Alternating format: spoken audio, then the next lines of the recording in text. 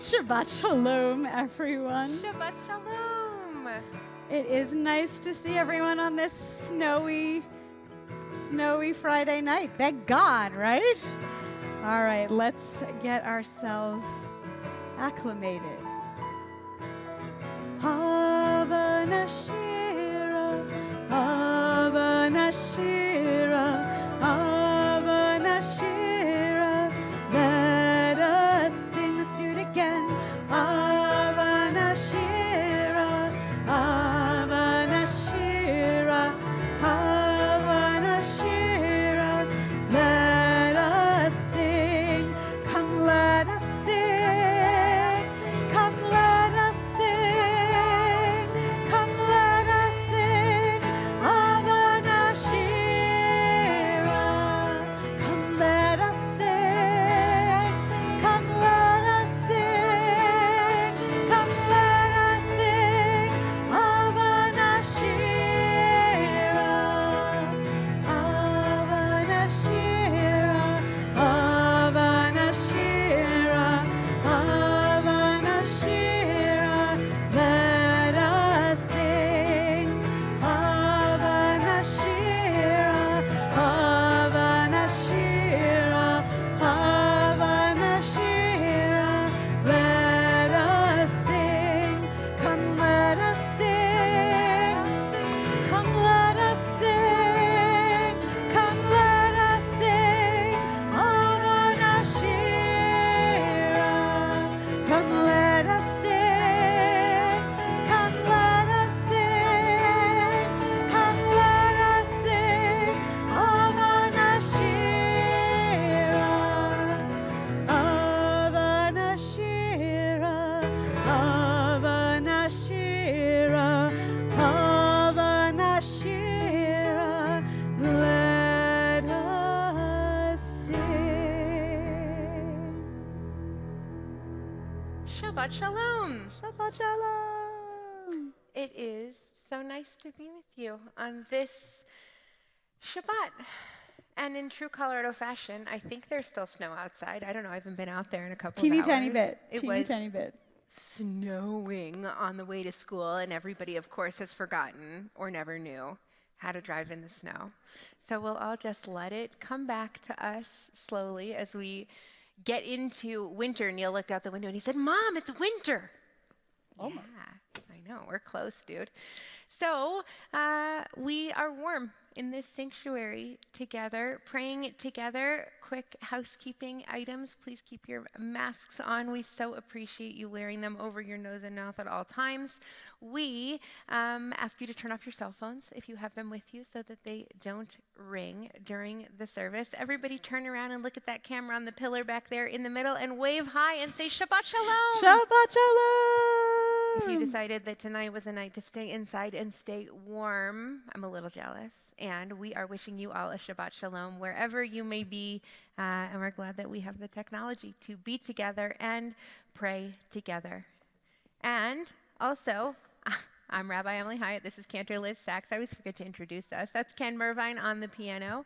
And we are thrilled to be praying with you. So let's bring a little light into this sanctuary as we begin Shabbat with our candle lighting.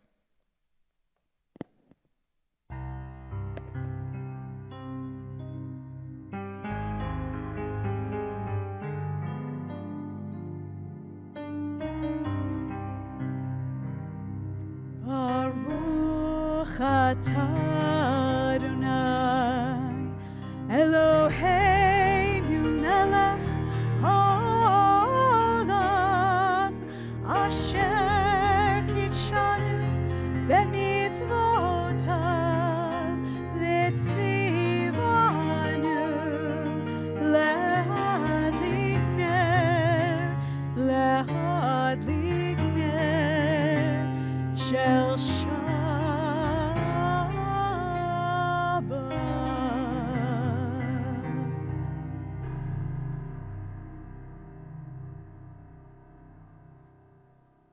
Shabbat is the place where time and space meet without questioning how the beginning began or how the ending ends.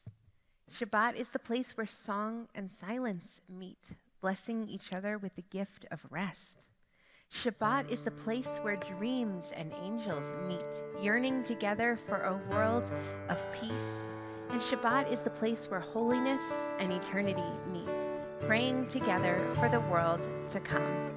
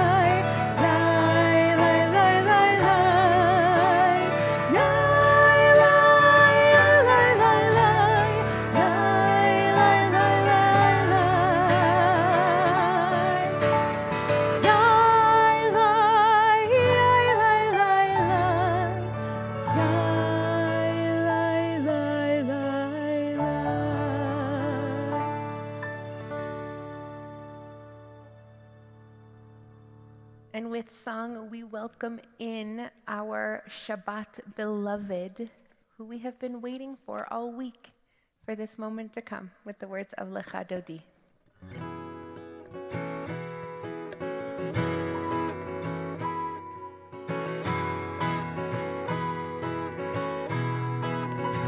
Lecha Dodi, likrat kala, peni Shabbat.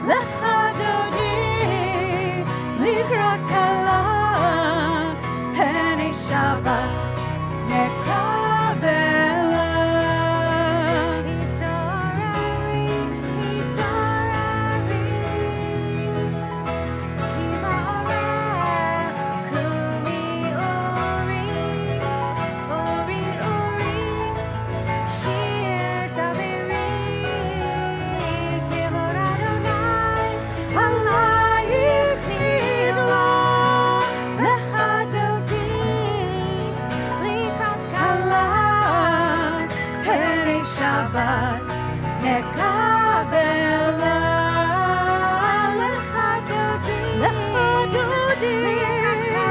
likrat kala nekabela. We rise as we are able. Oh, Eve Shalom, Ateret Bala, Gam Besimcha Uvtzola, Toch Emunei Am Segula.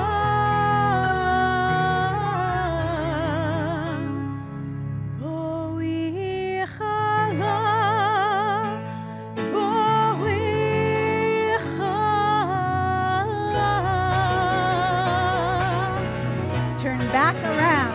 Lecha dodi likrat kala penei Shabbat nekabela. Lecha dodi likrat kala penei Shabbat nekabela. Lecha dodi likrat kala penei Shabbat nekabela. Lecha dodi likrat kala penei Shabbat nekabela.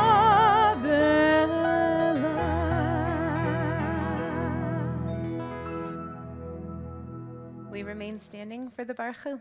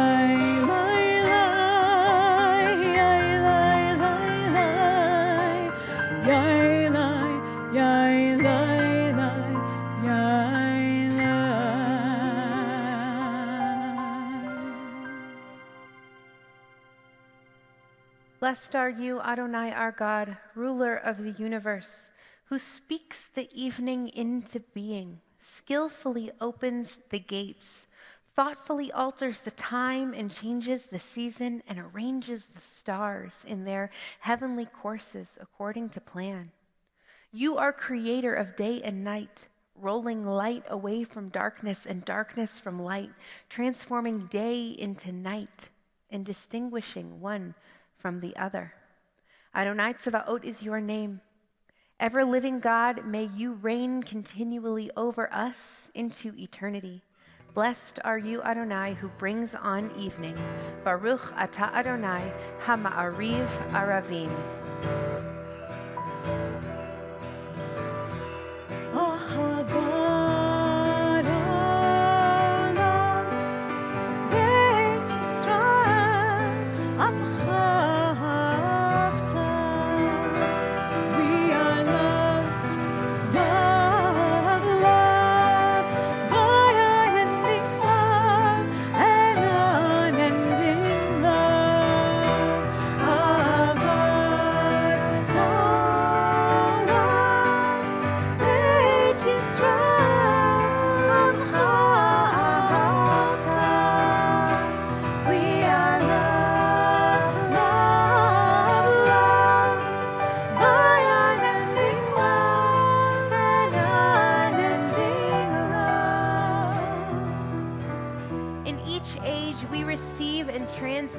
Torah.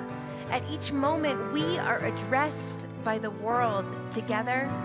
In each age, we are challenged by our ancient teaching. At each moment, we stand face to face with truth. At each age, we add our wisdom to that which has gone before. At each moment, the knowing heart is filled with wonder. In each age, the children of Torah become its builders and seek to set the world firm on a foundation of truth. Baruch atah Adonai, Ohev Amo Yisrael. Praise to you, Adonai, who loves your people, Israel.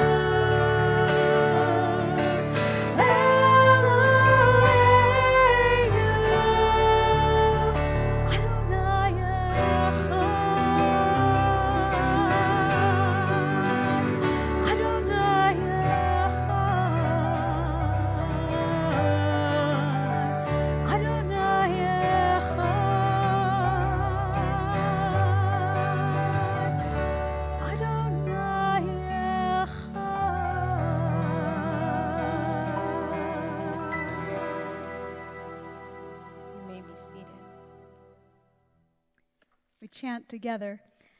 Ve'ahavta et Adonai Elohecha b'chol levavcha uv'chol nafshecha uv'chol meodecha ve'hayu advarim ha'ele asher anochi metzavcha hayom al levavecha ve'shinantam levanecha ve'dibarta bam B'shivtecha b'beitecha u'v'lechtecha v'derech u'v'shochbecha u'v'kumecha u'kshartam leot al yadecha ve'ayu letotafot bein einecha u'chtavtam al mezuzot beitecha u'visharecha Leman tizkeru v'asitem et kol mitzvotai v'tem gedoshim lelohechem.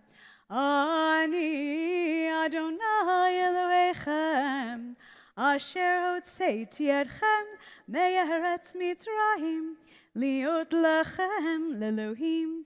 Ani Adonai Elohechem. Amen.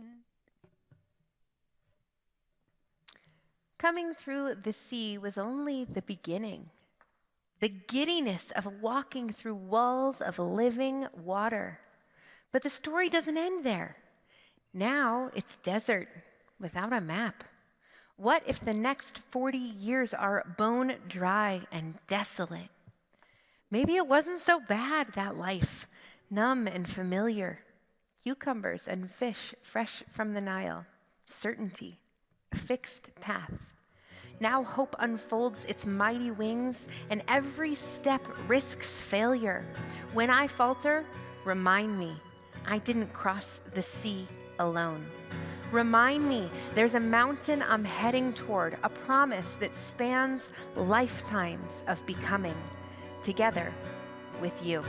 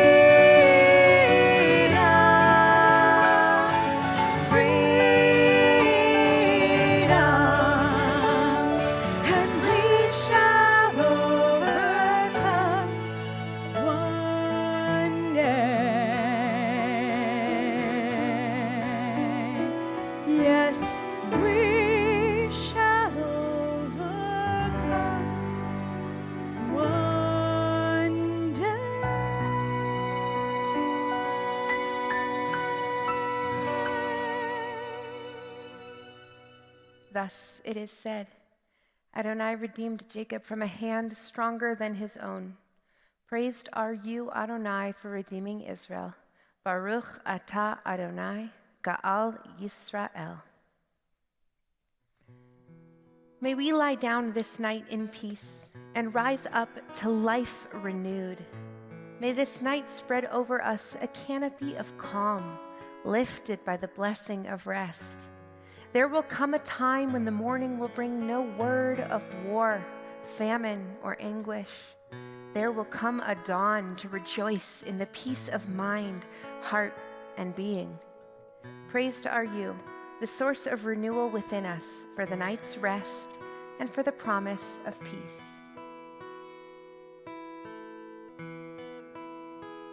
Hashkiveinu Adonai Eloheinu leshalom v'hamidenu shomreinu l'chaim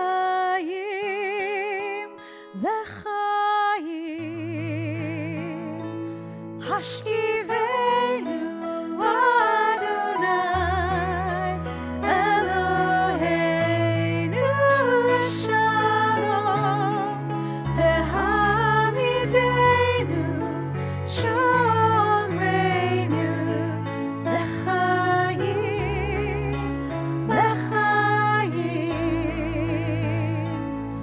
ufros aleinu sukkah shlomecha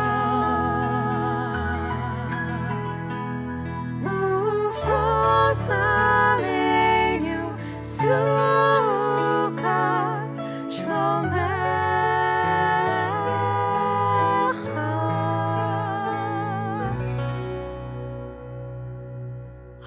Hashkiveinu Adonai Eloheinu leshalom v'hamidenu shomreinu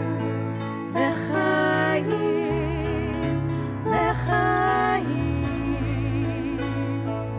May you shelter us in peace until the morning comes. May you lay us down with love, and may you raise us up.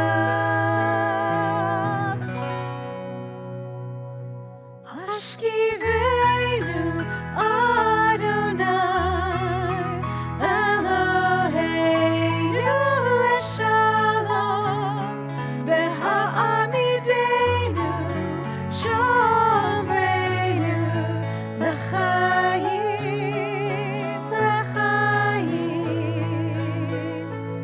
Hashkiveinu Adonai Eloheinu leshalom v'hamidenu shomreinu l'chaim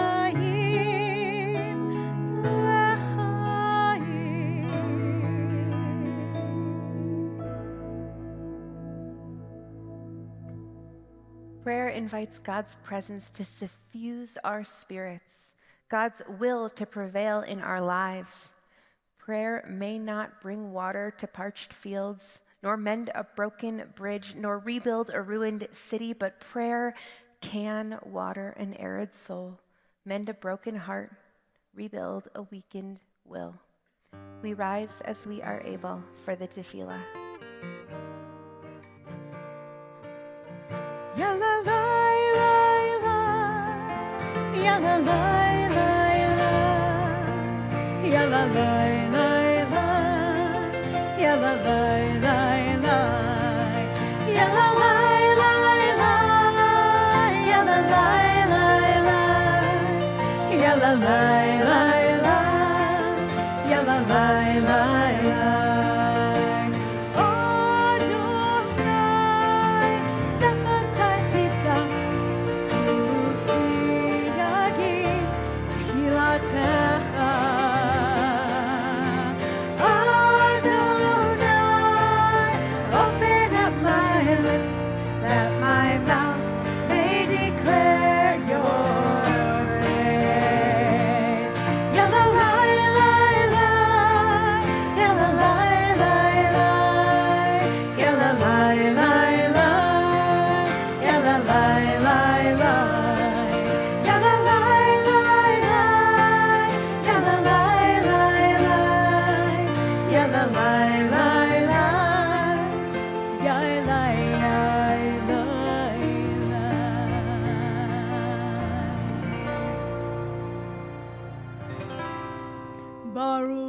Ata Adonai Eloheinu v'Elohei Avotenu v'Imotenu Elohei Avraham Elohei Yitzchak v'Elohei Yaakov Elohei Sarah Elohei Rivka Elohei Rachel v'Elohei Leah Ha'el Hagadol Hagibor v'Hanora El Elyon Gomel Chasadim Tovim V'Konei HaKol V'Zocher Chastei Avot V'Imahot U'Mevi Geula Livnei V'neihem Leman Shemo Be'ava Melech Ozer U'Moshia U'Magen Baruch Atah Adonai Magen Avraham Ve'ezrat Sarah Atah Gibor Le'olam Adonai Mechayei HaKol Atah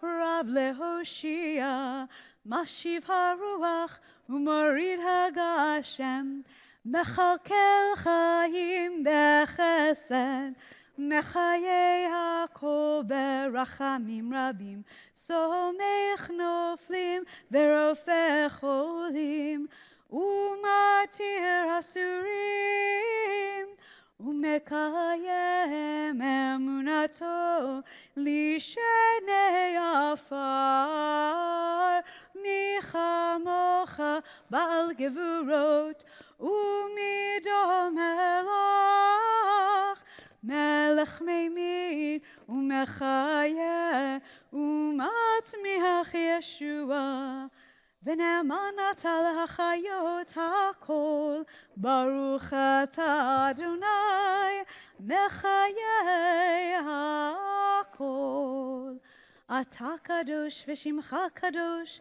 U'kadoshim b'chol yom yalelucha selah Baruch atah Adonai Ha'el HaKadosh.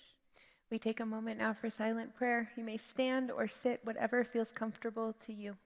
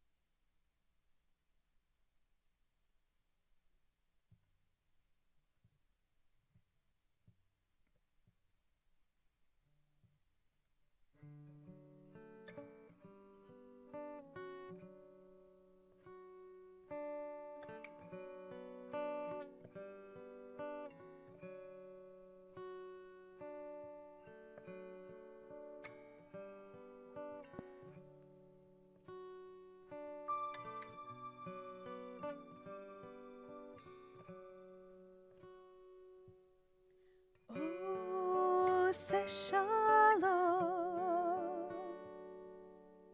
Bimroma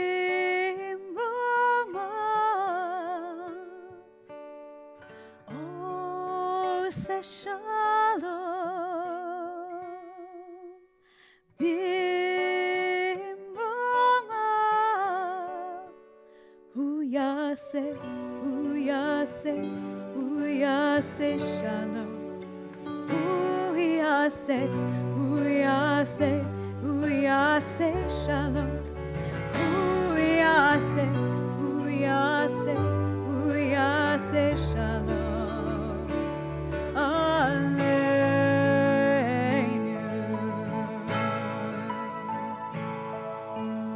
May the one who makes peace bring peace down. May the one who makes peace bring peace down. May the one who makes peace bring peace down.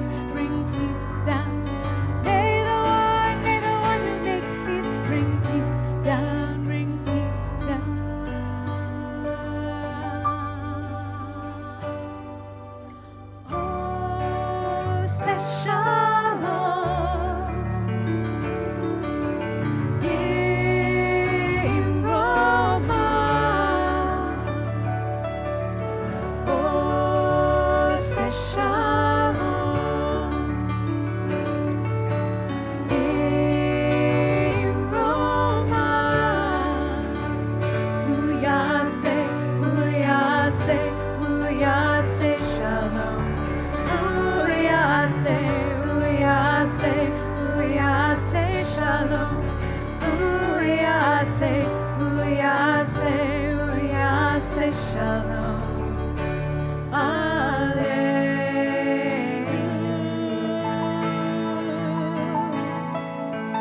May the one who makes peace bring peace down, bring peace down.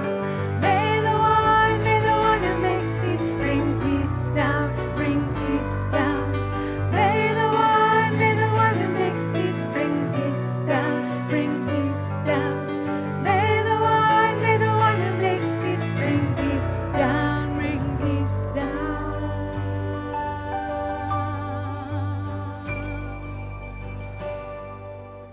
Oh, say shalom.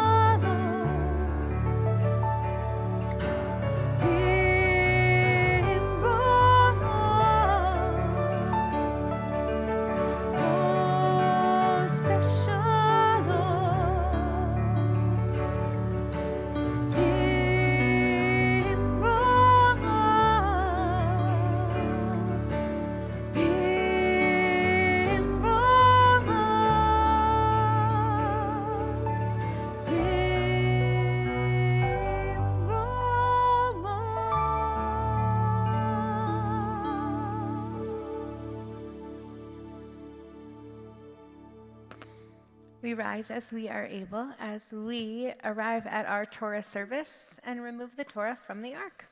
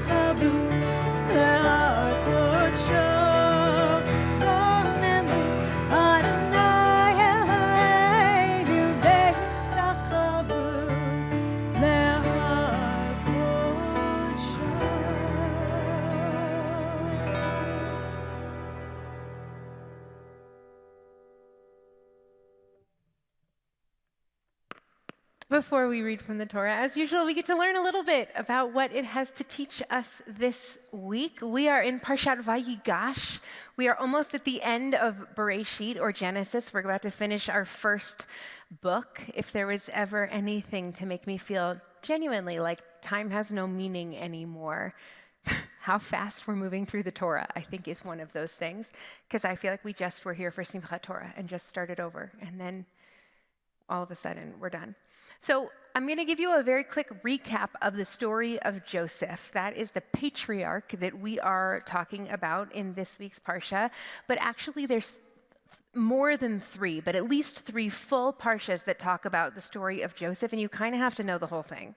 So I'm going to give you like the very cliff notes of what happens, which is 2 weeks ago.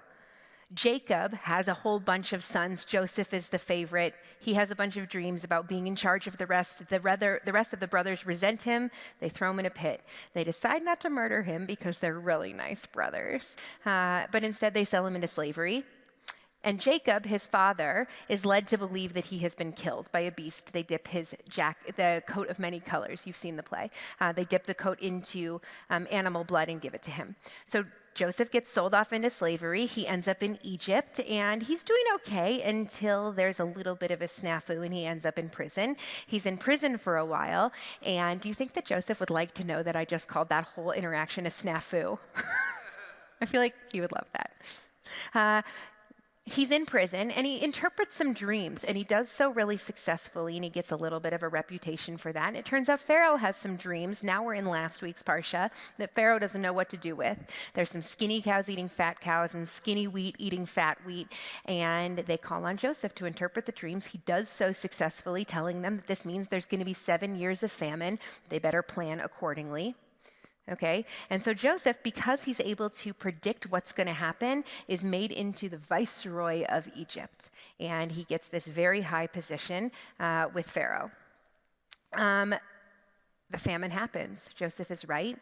Joseph's brothers, who live in Canaan, which is it's Egypt adjacent, they're hungry because there's a famine. And so they come to Egypt to get food because Egypt was prepared because they had Joseph to interpret the dreams. Joseph's brothers come to Egypt. He recognizes them. And a whole, you cannot make this up, reality TV show happens between Joseph and the brothers. Joseph accuses them. He knows who they are. They don't know who he is. He accuses them of spying. He holds Simon hostage while the brothers return to Canaan, to their homeland, to retrieve Benjamin for him because he demands that they do so. They come back to Egypt with Benjamin, and they have to get more food. Joseph continues to mess with them. This time he accuses Benjamin of stealing and declares that Benjamin has to stay in Egypt and remain his slave. And then we pick up at this week. That was, I would think, a pretty good summary without going into too much detail. I'm very proud of myself. We arrive at this week. And Judah, one of the brothers, steps forward to plead with Joseph to free Benjamin and offers himself as a replacement, which says to Joseph that the brothers have changed because they're willing to sacrifice themselves for each other. It's a big deal to Joseph. That's his test. Are they still as awful as they were when they sold him? Turns out they're not. And so Joseph reveals himself to the brothers and forgives them for selling him into slavery. And long story short, they kind of make up. They have food. All of Jacob's family ends up settling in Goshen. Everything kind of ends okay in this story in terms of the family drama that we have. There's a whole lot of other things that happen in there that I just glossed over, but that is the story of Joseph in a nutshell. So here's what happens in the middle of this week's Parsha when Joseph reveals himself to his brothers. That's the moment that we're going to talk about, and here's what is said by Joseph. This is a quote. He says, "I am your brother Joseph, the one you sold into Egypt. But don't be distressed. Do not be angry with yourselves for selling me here, because it was to save lives that God sent me ahead of you. For 2 years now, there has been famine in the land, and for the next 5 years, there will be no plowing and no reaping, but God sent me ahead of you to preserve for you a remnant on earth and to save your lives by a great deliverance. So then, it was not you who sent me here, but God. God made me a father to Pharaoh, lord of Pharaoh's entire household and the ruler of all of Egypt." Interesting.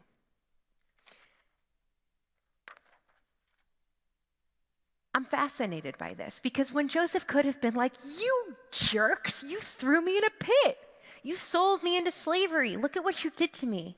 Or even, "Look, it was a jerky thing to do to put me in the hole and to sell me into slavery. Thanks for not killing me, but it was not a nice thing to do. And it turns out that a couple of good things have come out of it because we're all going to live and not starve." Joseph goes hard on this and says, "Do not be distressed. Do not be angry with yourselves, for it was to save lives that God sent me ahead of you. God did this, not you." And in next week's Parsha, we're going to get that whole thing again in a summary. It says, "Don't be afraid. Am I in the place of God? You intended to harm me, but God intended it for good, to accomplish what is being done now, the saving of many lives." So essentially what Joseph is doing is taking this whole story and rerouting it and making it about God, making it for good, making it, fate, destiny, intentional. It was predetermined. It was meant to be that the brothers were going to throw him in a pit and sell him into slavery because he had to end up in Egypt somehow so that he could be in prison to interpret the dreams of the cupbearer and the baker, so that they would know that he was a good dream interpreter when Pharaoh had dreams that he couldn't interpret, so that they could bring him out of prison so he could talk about the famine, know the famine was coming, save all the food, and everybody would live. It was for a good reason. I don't know. That was pretty good, huh? I don't know. Because I have to tell you, theologically, right, in terms of what I believe and how I believe the world works, I actually don't believe that that's how things happen, that God does things like that God makes choices for us, that God somehow made the brothers throw Joseph in the pit. That's called determinism. It is a doctrine that means that all events, including all of human action, ultimately is determined by causes that are external, outside of our will. It's the opposite of free will, which means that we make our own choices and do exactly what we want in the moment that we want to do it because we want to do it. They're opposites, that everything is determined or that we have free will. And in Torah, it turns out these contradict each other all the time. This statement made by Joseph is in direct contradiction to something that we talk about a lot in Reform Judaism, which is a verse from Deuteronomy that says, "Uvacharta b'chaim," that you have the power to make choices. That means choose life. God says, I put all of these good things and bad things. If you do good things are going to happen. If you do bad things are going to happen. Make good choices. But if we have the choice, that's not, how do you reconcile having the choice with God being the one that made Joseph end up in the pit? Because God wanted Joseph to get to Egypt. They are in contradiction to each other. And our tradition teaches us everything is foreseen, yet free will is given. That is from Pirkei Avot, which is the ethics of our ancestors. It's from the Mishnah. But that sentence doesn't make sense. Everything is foreseen, and yet free will is given. And so we look at this story of Joseph and we wonder, what are we supposed to believe? Is everything predetermined, or do we have free will? And perhaps there's a way that we can look at it that will help. There's a little bit of human nature in here that I think will help us understand a third option. We often look at our pasts, our own pasts, like a book, like a narrative. Think about your own story, how you ended up in this moment, in this chair, right here, wherever you are. We don't always see our pasts the same way as we used to see them, or we might see them in the future. And Joseph does exactly this. Previously, in a verse a while ago, a couple of chapters ago, Joseph was shviing, he was kvetching, he was like really mad, telling the cupbearer and the baker when he was in prison about how his brothers were awful, and they threw him in a pit and left him there to die. He's not happy about it. And now here, he rewrites the story. Instead of blaming the brothers, as he did the last time, he justifies their actions and interprets the past, or reinterprets it for a specific purpose. In fact, Joseph is helping his brothers revise their own memories in that moment in a way that is conducive to what he wants, which is to make up with them. And there's this idea that we can and often do look back and reorganize our narrative to fit into the present. We tell ourselves, I went through that so that I could get to this. It's a little bit like a version of determinism, right? That happened for a reason because I needed to get here. We assign meaning to events that happened, regardless of whether they held that meaning in the moment or not, so that they can make sense to us today. It's totally normal. We like to see the past through the lens of where we're standing in this minute. And we often do it to redeem the past. Things that were hard, things that didn't feel good, things that we regret, or that caused us enormous pain, if we can make them make sense now, then maybe they were worth it. That pain was worth it. Maybe it meant something. And that's really what we want, is for our lives and what we go through to mean something. I'll tell you, one of my favorite parts of my job, which I did not expect, is writing eulogies. A eulogy is the speech that we give after someone dies to tell the story of their life. I really would never have guessed that I would love so much the honor and the privilege of hearing someone else's story and helping to make sense of it. But a eulogy is really unique. And what we often tell people who are grieving is this is the first time that we have the opportunity to step back knowing that the story has ended and look at it in its entirety. And when you look at a whole story, when the book is closed, it's a whole different experience than when you're in it. That's a finished book. And so you get to organize it, to make sense of it, and tell it. You get to see the past through the lens of a whole life. We are not in a finished book. We have not closed that book. We do not have a complete story. We are not stepping back to look back at a whole. We are in it trying to make meaning of a past that for every single one of us has deep complication. Good things, bad things, good choices, bad choices, regrets, things that we're really proud of. And so we look back from where we stand and reorganize the past to make sense today, but we have one more piece of that. And this is, I think, what makes the Joseph story so important, is that when we reorganize that past so that it makes sense in our present, what we're really doing is writing the next chapter. We're setting up the story so that we have the opportunity to do what comes next. We design the future. Joseph tells the brothers intentionally, it's okay. It was for a reason. Why? Because Joseph wants to make up with them. He wants to have a relationship with them. He wants them in his life. He wants them to know him. And so he designs the past in such a way that today he has the opportunity to go forward in the way that he wants, in a way that he's proud of, in a way that does, in fact, justify what was. In addition to seeing the past through the lens of today, we also get to see the future through the lens of how we got here. And each of us has a unique story and an invitation to write the next chapter in a way that makes all of those moments that brought us here worth it. It's not determinism. They didn't happen so we could get here. But we're here because they happened. And so what are we going to do with them? And how are we going to learn from each of those moments as we navigate what comes next? Shabbat Shalom.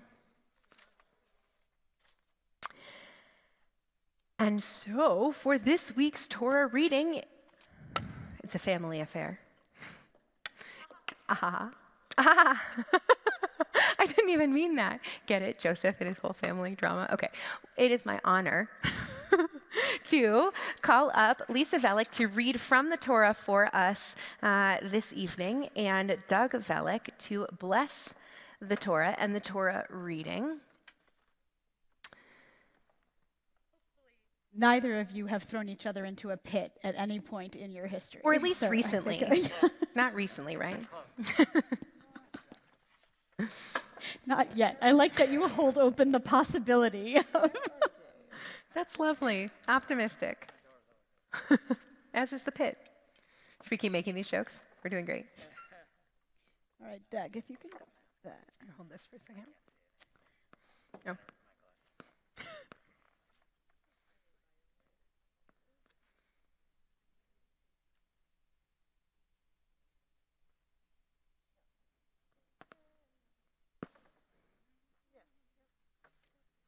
Hold on one second.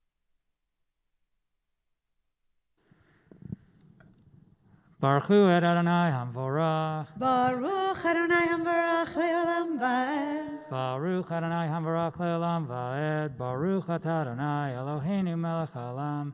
Asher bachar banu mikol ha'amim v'natan lanu et Torato. Baruch atah Adonai noten ha'Torah. Amen. Amen. Vayomer Yosef el echad keshunai elai vayigashu vayomer ani Yosef achichem asher mechartem oti mitzrayma ve'ata al te'atvu ve'al yichar le'nechem ki mechartem oti hena ki l'michya shelahani Elohim lifnehem ki zeh shenatayim harav bekerev haaretz ve'od hameshanim asher en harish vekatzir vayishlaheni Elohim lifnehem lasum lahem she'erit ba'aretz ulhachayot lahem lifleita gedolah. Beautiful. This is making me nervous. Okay. Joseph then went on to say to his brothers, "Come, draw near to me." So they drew near. He said, "I am Joseph, your brother, whom you sold to Egypt.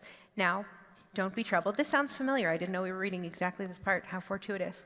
"Don't be chagrined because you sold me here, for it was to save lives that God sent me ahead of you. There have already been 2 years of famine in the land, and there remains 5 more years without plowing or harvesting. So God sent me ahead of you to assure your survival in the land and to keep you alive for a great deliverance." Adonai Eloheinu melech haolam asher natan lanu Torah temet v'chayei olam notah b'tochenu Baruch atah Adonai noten ha'Torah. Amen. So here Yasher Kochech to Lisa for this beautiful Torah reading and to Doug for blessing Torah. And I should also lift up that not only did Lisa read it beautifully, because generally you are a beautiful Torah reader, but also Lisa is the tutor of the bat mitzvah of tomorrow, who will be reading that portion as well. So very well internalized, I'm sure.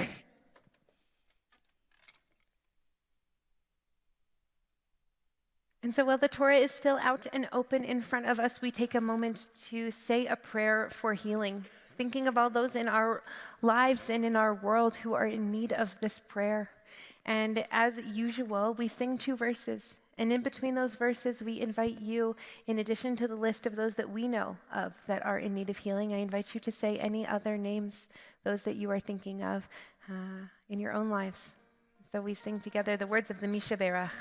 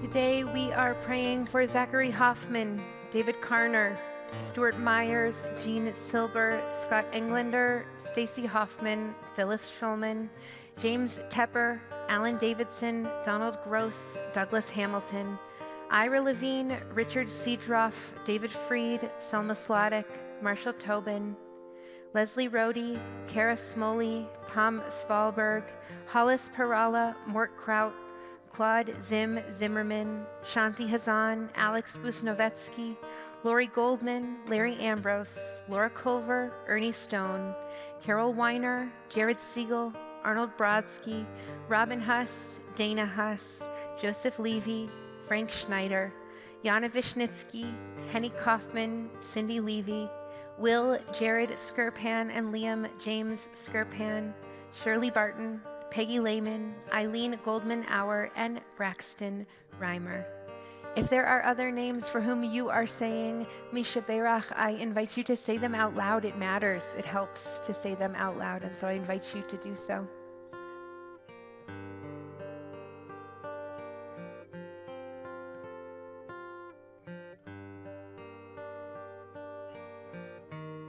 If you're at home, type them in on Facebook, say them out loud, hold them in your heart as we hold your loved ones with you. Baruch atah Adonai, Mekor HaRefuah. Blessed are you, Adonai, the source of all healing.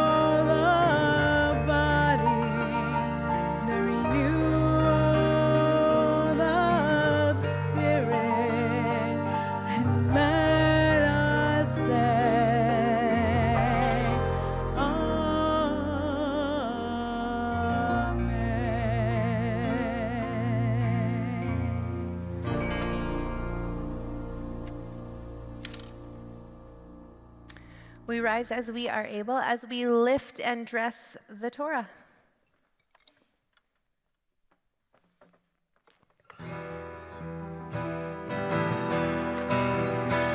Bezot HaTorah she'sa Moshe livnei bnei Yisrael al pi Adonai v'yad Moshe Yelai lai lai lai yelai lai lai yelai lai lai lai lai yelai lai lai lai yelai lai lai yelai lai lai lai yelai lai lai lai Ephraim hi lamachazikim ba v'tomecha ve'yushar daracheya darchei noam v'chol netiloteh shalom ashivenu Adonai Eilecha v'nashuva Kadesh Yameinu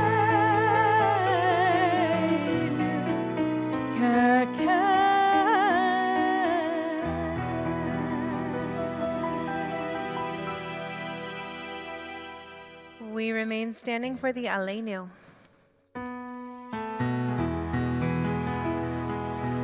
Aleinu l'shabeach l'adon hakol latet gedula le'otzer b'reshit shelo asanu kegoyei ha'aratzot ve'lo samanu kemishpachot ha'adama shelo sam chelkeinu kahem ve'goraleinu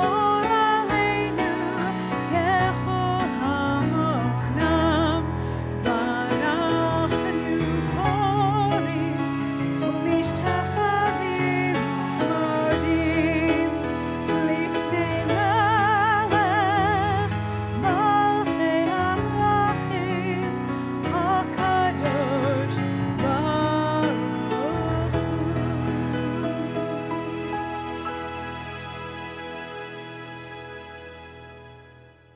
You may be seated.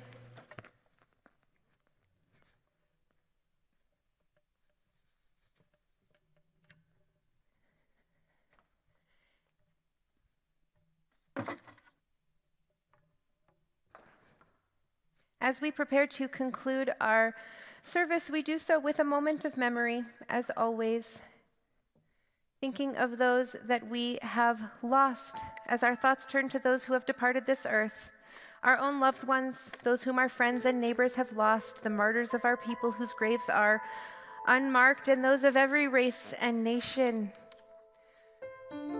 whose lives have been a blessing to humanity. As we remember them, we meditate on the meaning of love and loss, of life and death. And on this Shabbat, we are remembering those that we have lost in the last week: Fern Bar-On and Eunice Titel.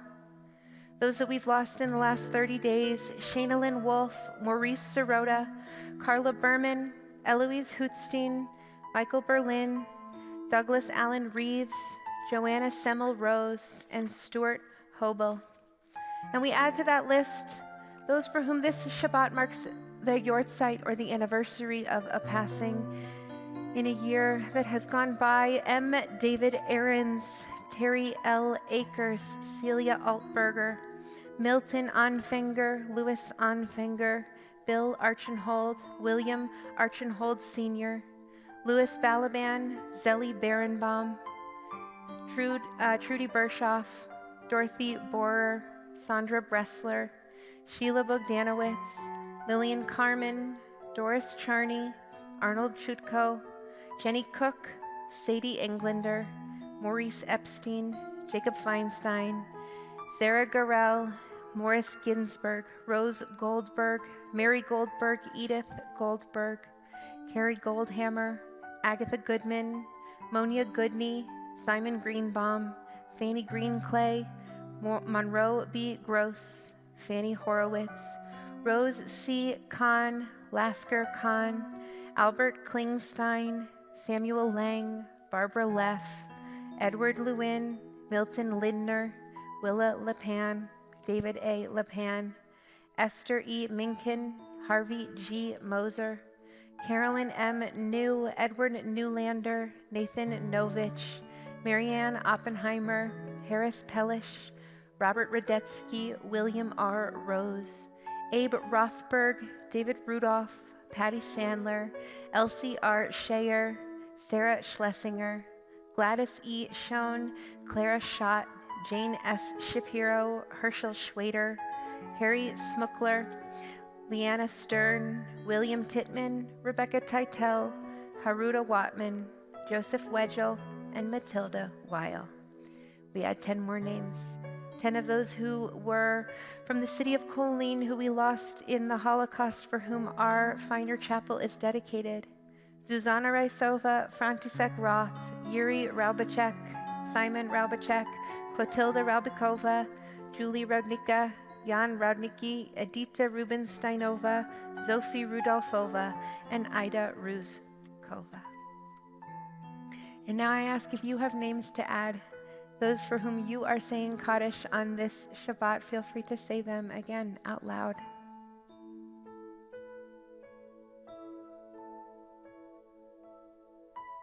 Thank you. If you're at home, say them out loud, type them in so that we can hold your loved ones with you. And as is our tradition, we honor not just those that we have lost, but those that are remembering them. And so if you are in the first month, the first 30 days after the loss of a loved one, I invite you to rise as you are able. If you're in the first year of mourning, I invite you to rise as you are able. If this Shabbat marks for you the Yortzeit, or the anniversary of the passing of a loved one, I invite you to rise as you are able. And so we send each of you our love, and we hold your memories with you as we all now rise and join together in the words of the Mourner's Kaddish.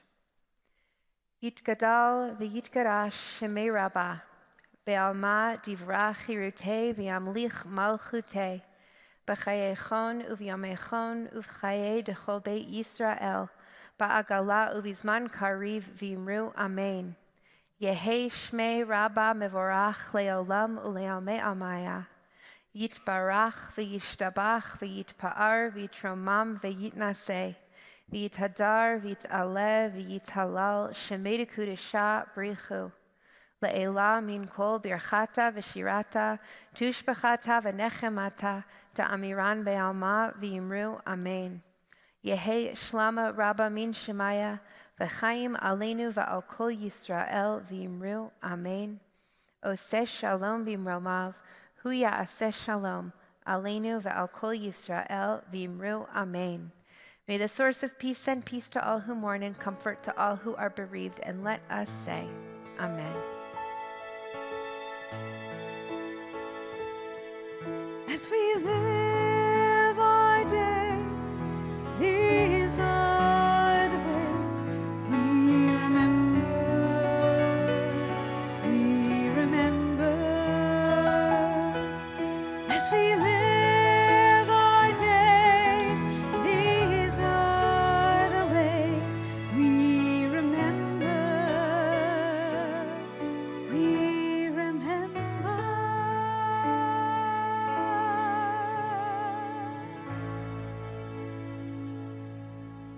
You may be seated.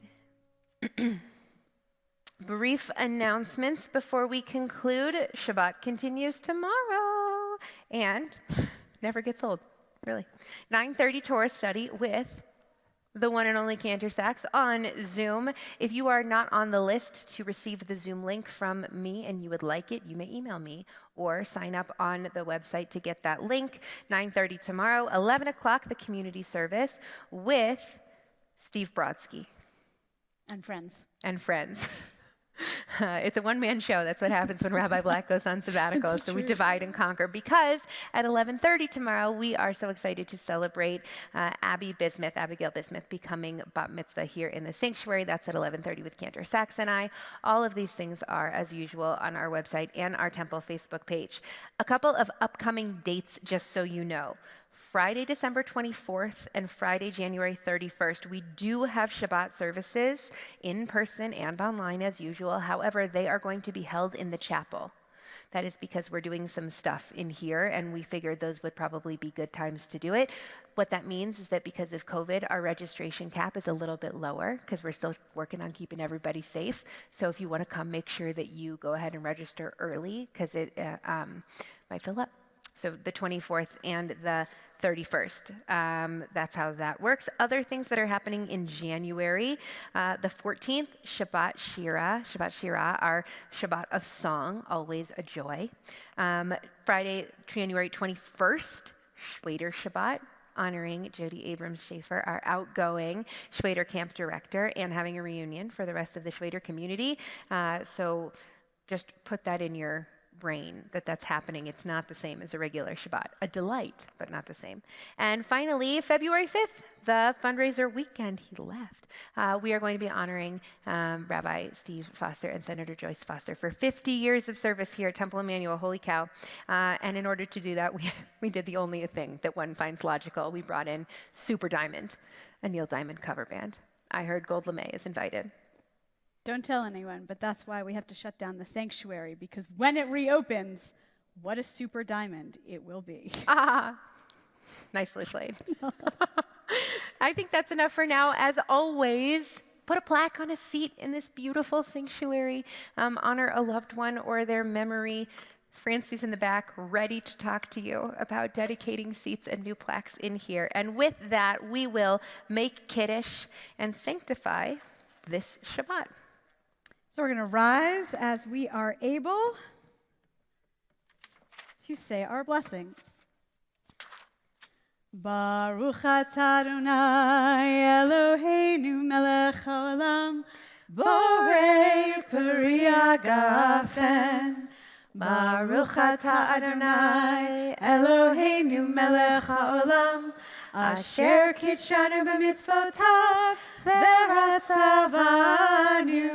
v'shabbat kodsho be'ahava uvratzon hinchilanu zikaron lema'aseh v'reishit כי הוא יום תחילה למקראי קודש, זכר ליציאת מצרים. כי בנו בחרת, ואותנו קידשת מכל העמים. בשבת קודשך, באהבה וברצון, הנחלתנו. ברוך אתה אדוני, מקדש השבת. Amen.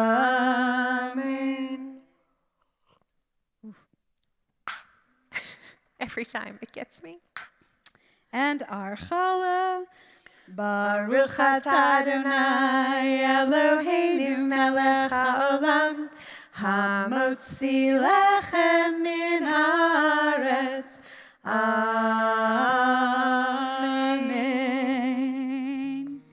And we conclude on this Shabbat with words of strength.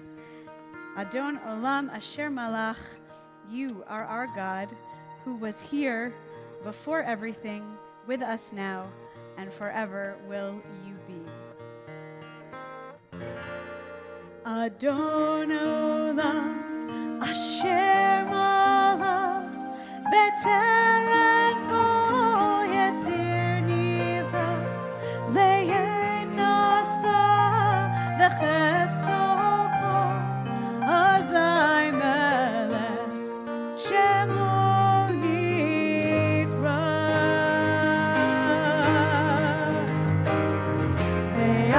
Ve'acharei kichlot hakol, levado yimloch nora, vehu haya, vehu hoveh, vehu yiyeh, betifara.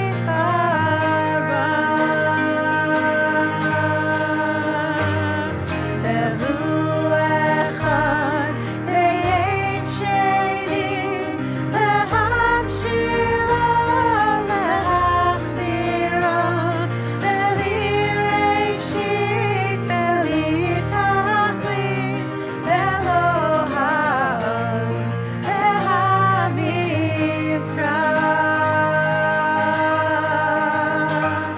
Vehu eli, ve'chai noli, ve'tzorchem li, ve'etzara, vehu nisim manosi, ve'nakosi, ve'yom ekra.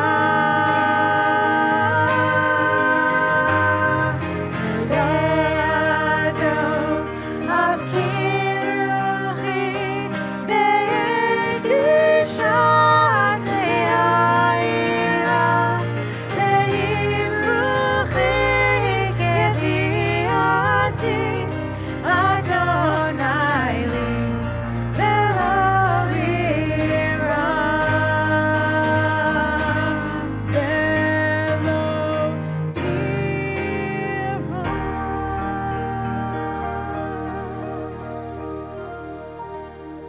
Yehi ratzon milfanecha, may it be your will, God, that we live every day as a reminder that we can always understand our past differently, that we can always change our situation so that we can move forward in a way that we feel proud of.